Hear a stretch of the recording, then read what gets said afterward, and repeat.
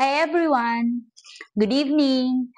Eto naman tayo ngayon sa new topic naman po natin ngayon regarding sa non-VAT condominium.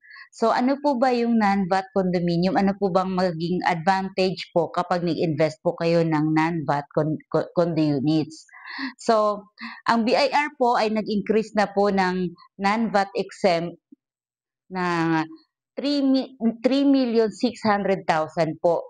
Eto na po, effective last January 1, 2024.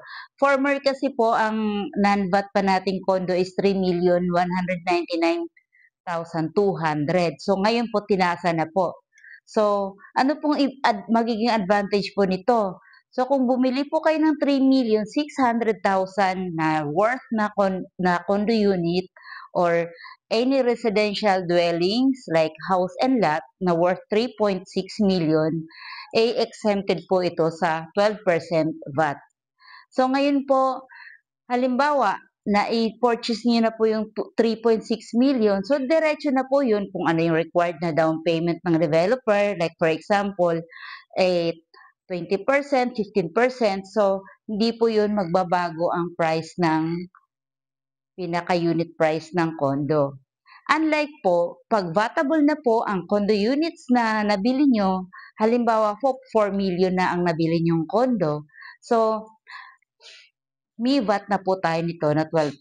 So, from 4 million plus 12% VAT, may VAT na po tayong 480,000. So, 4,480,000 na po ang magiging price ng condominium mo kasi may VAT na po to na 12%. So, yun po yung advantage natin sa non-VAT na condo. Kasi sayang din yung 480,000. So, pwede mo pa yung magamit sa interior, sa other concern doon sa unit mo, kung gusto mong i-improve or pa-furnish yung condo mo. So, yun po yung advantage natin pag non-VAT condo ang inyong i-invest.